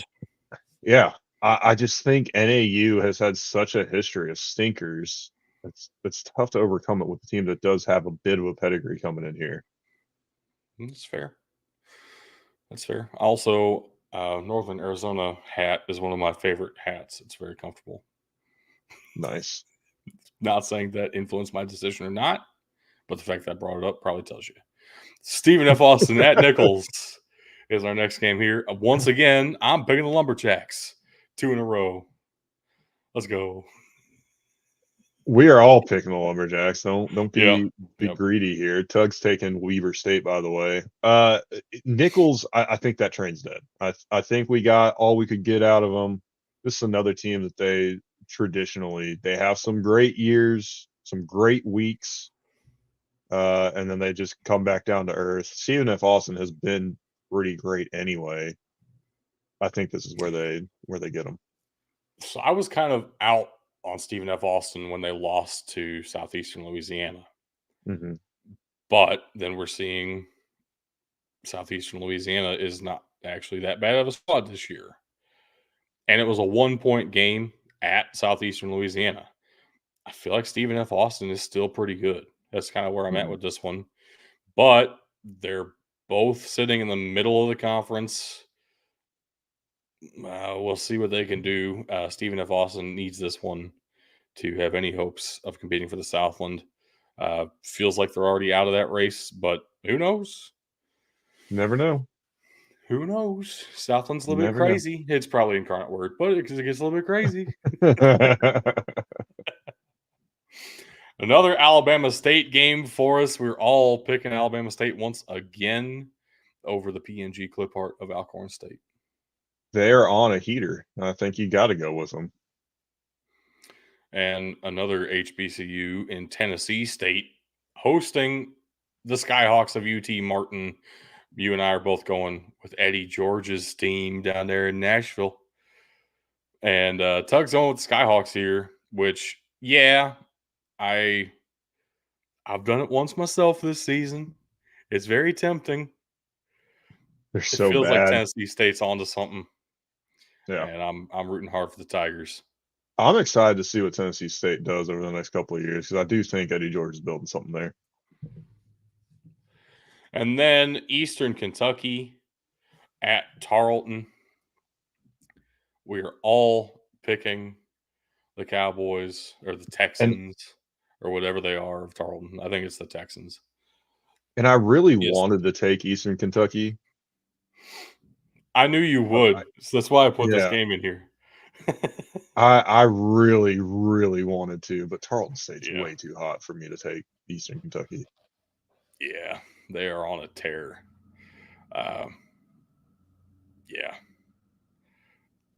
That's where we're at. You're doing the unthinkable. You're going with Oklahoma State in a Big 12 game. I am. Because they've got to win one of them, right? You'd think. This is against Arizona State. It is in Oklahoma, so not like Arizona State's traveled particularly well this season, but also I cannot pick Oklahoma State right now. Understandable. Tug also going with the Sun Devils. Texas A&M at South Carolina. Go Cox. You knew that's where I was picking. I did, but I didn't pick this game for that reason. Like I picked Tarleton, Eastern Kentucky. This is legitimately South Carolina just does this to teams. You come over to South Carolina, it's gonna be a bad time if you're a ranked squad. It's gonna be a fucking knockdown drag out. I mean, they should have beaten LSU. We're gonna leave that alone. They should have beaten LSU. And they're a better team than their record indicates. Probably 2 wins better than their record indicates. They're right. They should have beat Alabama too. Yeah. Only loss they have that feels like they didn't have a shot is at home against Ole Miss. Where'd that game come from Ole Miss? They haven't looked like that ever since. But also, South Carolina hasn't looked like that ever since either. So this is a legitimately good Gamecocks team. Tug and I are both taking the Aggies, though. But, man, I can see a real path to victory for Carolina. If this game was at Kyle Field, of course I'm taking the Aggies. And I'm not saying that, Columbia, South Carolina is going to be that big of a home field advantage for the Gamecocks. What I'm saying is they're a much better team than I think people want to give them credit for because of what their record is. Yep. Wisconsin at Iowa brought out the American flag Hawkeye logo because it's so beautiful. Just because it's so beautiful. I thought you were going to tell me that this was the game they were wearing them, but yeah, go Hawkeyes. I don't think they are. It's just it felt right. I wanted to show this off at some point this season. Why not a rivalry here against Wisconsin? Yeah, we're all picking the Hawkeyes against the Badgers this week. Let's go. Well, went too far. Got too excited. Back in action in the Big Ten, USC at Washington on the Big Ten Network. That's why you picked this game. Yes. I was looking back through this stuff earlier, and I was like, why the fuck are we picking this? Oh, it's on the Big Ten Network. Classic Big Ten matchup. USC and Washington. Yep, Big Ten matchup in Seattle, USC at Washington. Get ready for a rock fight, a real knockdown drag out. Big Ten classic coming at you. 3 yards and a cloud of dust coming your way. We're all picking the Trojans because Washington hasn't looked like they've had a pulse recently, ever since that game against the team up north, where it was really the team up north who didn't have a pulse, more than Washington having one in the first place.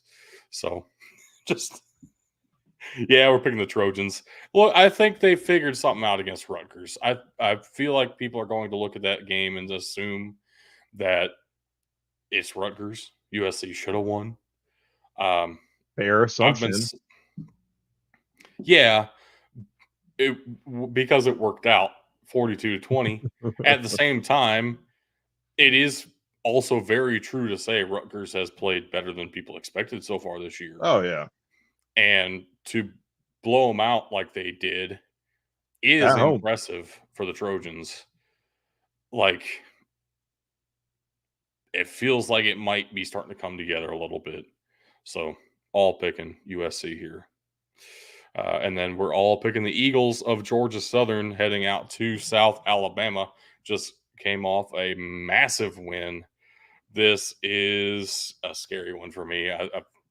South Alabama has a real shot, but it's the Eagles for all three of us. Please be a get right game, South Georgia Southern. Please, Be a get wrong game, South Alabama, please. please. Louisville at Clemson is next up here. Much to Mug's chagrin. Clemson all day, baby. Yeah, we're all picking the Tigers. And it feels like an obvious pick. Under the curtain, though, Louisville has been doing some things this season that it's like they are right there. Even that Notre Dame game, I didn't feel like they were in it for most of the game. Ended up being a one-possession loss. One possession against Miami, they are right there. And Clemson has looked dominant ever since that loss to Georgia. They've just been on a tear. They do let up some points, though. I mean, week before. Last week was a bye. Week before last, against Virginia, they let up 31 points. Like, this is not an invincible defense. I don't trust Louisville all the way. Obviously, I am picking the Tigers here. This game has potential for Louisville, which, unfortunately, in this matchup for the Cardinals, that's something we've been saying for going on a decade now. Like, this game has potential for Louisville, and they just haven't been able to figure it out. But we'll see how it goes. Even though, we got one co-host that thinks Dabo's not a good coach, he's a very good coach. And I think he's going to get it done against the Louisville squad that's had more questions than answers over the past couple of years. Clemson is in first place in the ACC by themselves, ahead of undefeated Miami, because they have one extra conference win than Miami does. So, first place Clemson. Tied for second is Miami and SMU. Beautiful.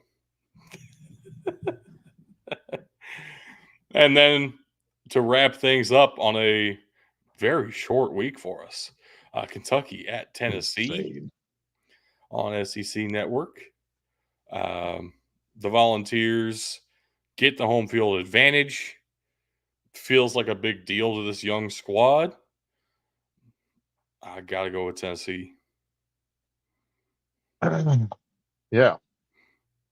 Any reason to not go with Tennessee? Kentucky, been a pretty good team this year. Had a pretty big loss. An unexpected loss. Sure did. Now they're going into hostile territory in a place that's been a pretty good home field advantage for their opponent. I think it's the perfect time for them to right some wrongs from the past week, take advantage of a freshman quarterback, do something crazy, Cats by 90. Let's go. And then Pitt at SMU. Both quarterbacks looked like they were going to be hurt for this one, but both, as of, I think, yesterday, are confirmed to be playing. Eli Holstein for Pitt and Kevin Jennings for SMU. I always want to call him Ken Jennings, the Jeopardy guy, but it's Kevin Jennings. This is at SMU, and as good as Pitt's defense has been, SMU always seems to find a way to score, and I don't trust the Pitt offense to keep up. We saw the score line against Syracuse. Over half of those points were scored by Pitt's defense. this offense had some big struggles even in that Syracuse game. It's strength on strength and weakness against weakness in this one. I'm rocking with the home team, and that's my entire conclusion after all that. Give me SMU. Yeah, and Tuck's taking SMU too. I want to take SMU because, again, the hilarity of them winning the conference would be delicious. But I want to take Pitt because I do think that they're a better team. They seem to be more on a collision course for that game with Clemson at the end of the year in the conference championship than SMU. I think they're just put together better. They're put together to compete in the ACC, and SMU is just getting lucky and competing in the ACC. And that's fair. That's definitely a fair assessment. But I will say, I believe Duke to be better than you're giving them credit for. That's fair too. We'll see. We'll see how this defense holds up against SMU. Offense has been good for the past several years. Everyone just assumed it would be good. Then the first couple of games, it was not. But they figured something out putting Kevin Jennings in, and he's healthy, raring to go. Yeah. Tug and I are both going with the ponies. And then our last game of the show is an 8 o'clock game, not picking any late night ones. TCU at Baylor. We are all rocking with the Bears, which feels crazy for where we had Baylor at the start of this year, but they're a 500 team right now. And TCU's got nothing decent. exciting about them. Nothing exciting about them. TCU really should have lost against Texas Tech. Yes. But Texas Tech did Texas Tech things and let TCU win. So this is me giving a vote of confidence to Baylor and saying that they won't pull a Texas Tech and let TCU win. Yeah, and we're all going with the Bears, and I think it's just that's just how it's going to be. Baylor. It is crazy to me that TCU was in the national championship game 2 years ago. Like, that is insane to think about. Very, very different team. That's all that can be said there. I get that. Nothing is the same about these squads. Damn. That's the era of college football we're in. That's the same brand. Everything else changed. Wow, what a great podcast. Under 2 hours. Podcast. I know. A new show record. Yeah, that was a good amount of games still. I feel like I left some meat on the bone. We'll see. We'll see. Might have to throw a little slide in there on some good ones that I skipped, because I know there'll be some heaters that go down that we didn't make picks for. We had 59 games last week, and we missed some good games there too. Yeah. I mean, I know Memphis Charlotte didn't look like a good game on paper. That turned out to be a fantastic game. A safety at the end of the game, Charlotte coming back, going for the onside kick. Yeah. I mean, it was Charlotte. I mean, they've been a team that Biff Poggi's got a team that can put up some points at the end of the game. Now, if only you could have them do that in the first half, probably have a lot more wins. Yeah, that was one of my tough cuts last week to get us down to 59. I believe. Game went to overtime last year, and it damn near went to overtime this year. And I dang near had us picking San Diego State at Boise State this week as well, which is tomorrow night. I'm looking forward to that one. But come on, Boise State is going to be raring to go. Let Jeanty loose. Going to be another 9 touchdown performance for him. I'm fully expecting that. I hope so. And then right now, Tulane at Charlotte just went final. As much trouble as Memphis had with them, Tulane handled their business 34-3. The Green Wave with their huge logo on the helmet this week. Very much impressive. Didn't fall for the trap. It was set. And then in FCS action, we had a Thursday night game as well. Still going on. South Carolina State has a 3-point lead over North Carolina Central right now, 24-21 in the fourth quarter. And South Carolina State is driving. So looks like the Bulldogs to lose. Absolutely. Well, hey, we got some links. Tug's not here to read them out, so allow me the honors. If you want to support the channel, support us, support the show, head on over to patreon.com/BDT football. You can sign up to be a patron there. That'll help us out greatly. You can also head over to twitch.tv/Big Dudes in the Trenches. Subscribe there, or just like and follow for free. We'd love that as well. Head on over to Twitter or x.com/BDT football, facebook.com/BDT football, and instagram.com/BDT _football. Keep up with us there on social media. You can also chat with us a little bit on those platforms.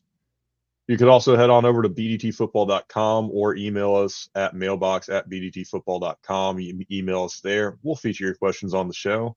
Trust us. And if you want to catch this live video later and you don't want to go over to twitch.tv, you can go over to YouTube, youtube.com/Big Dudes in the Trenches, all one word. And by the way, same thing on Twitch.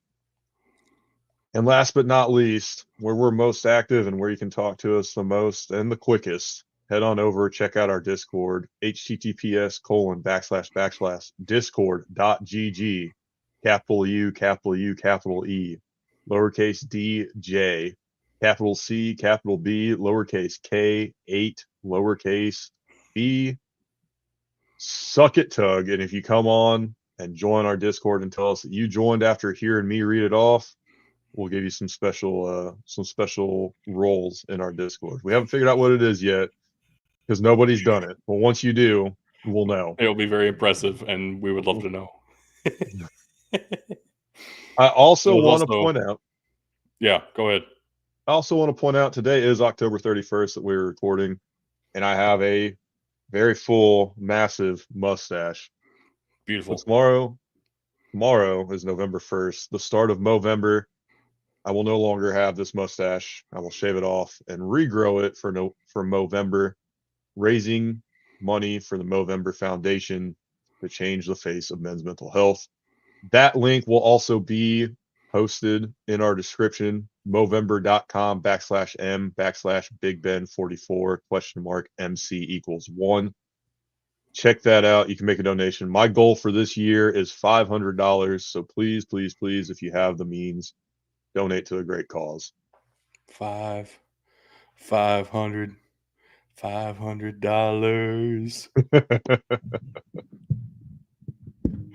I would join you, except this beard took me like 2.5 years to grow. So it ain't happening. I ain't getting rid of it that easy. All right. You have any Halloween themed jokes to take us out, man? When do cows turn into werewolves? I mean, the obvious one is like a full moon joke, but that sounds really dumb. So I hope that's not the actual punchline. During the full moon. Damn it. Why don't mummies take time off? Why? They're afraid to unwind. All right. We'll take it. You're like, okay, that's respectable. That's better. Good enough. We'll leave it there. Thank you so much for tuning in, folks. Appreciate you checking us out, and see you next week. So we're not doing Tug's thing? Already didn't. Peace out, Girl Scouts. See y'all next week.